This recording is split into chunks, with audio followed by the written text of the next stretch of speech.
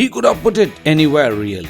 Stuck it away simply, without too much fuss. Yes, there was a goalkeeper still to beat, but running straight onto the target, not a blue shirt in range, the odds were mostly certain with Luis Suarez. Yet, every great player has a showman inside, and the Uruguayan is no exception.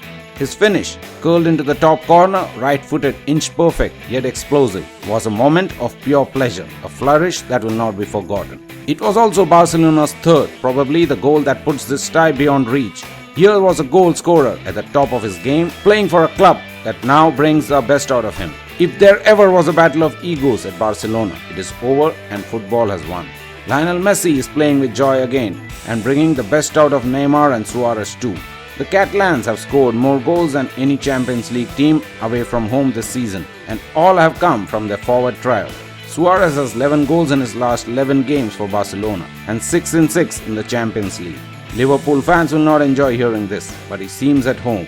Suarez wasn't schooled in tiki-taka or the Barcelona way, but the combination of an energetic, high-pressing game married to quite gorgeous technique and inventions fit him like a glove. As Barcelona's old boss, Pep Guardiola, struggled with his new group against Porto, Barcelona marched on, their philosophy enduring beyond coaches or academies. They buy great players, and these players often do great things. That is the Barcelona way too. Paris Saint-Germain got a late and lucky consolation goal that some will feel keeps this tie competitive. But for those of a more earthbound persuasion, it is hard to see it as anything but over. Suarez killed it with his 2 goals, leaving PSG to seek a 3-0 win at the Nou Camp inside 90 minutes to progress. And they haven't got nil in them, not against this trio. David Luiz was Suarez's victim here, and he took chunks out of his reputation. For once though, sympathy was with the Brazilian. A hamstring injury was due to keep him out for a month, and that was just 10 days ago.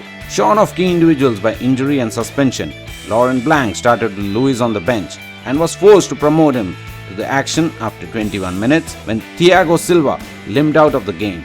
Barcelona were already ahead by then, and instantly one feared for Luiz against opponents with such flair and movement. It took a while, but eventually those fears were realized. Luiz, to his credit, was up for it. He just wasn't up to it, which is different entirely. Suarez would have known that and known Luiz's defensive frailties. Basically, to get nutmegged once is unfortunate. To have it happen twice suggests someone is trying to make you look a twit.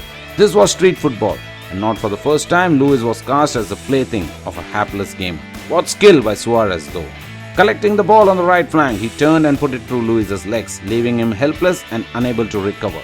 Suarez then held off 2 PSG players as he darted through the tightest of gaps into the penalty area, finishing past an equally defeated keeper, Salvatore Sirigu. His next was even better, through the middle, charging directly at Luiz, embarrassing him with a nutmeg again, before finishing in style, an absolute gem of a goal. It is hard to imagine how, even with the fillip of Gregory van der Wiel's deflected shot, PSG can claw this back. Blanc's team have enormous spirit, as Chelsea discovered, and held their up here too. But Barcelona simply have too much class. They took their chances and PSG did not. A fatal flaw with the odds really stacked against them.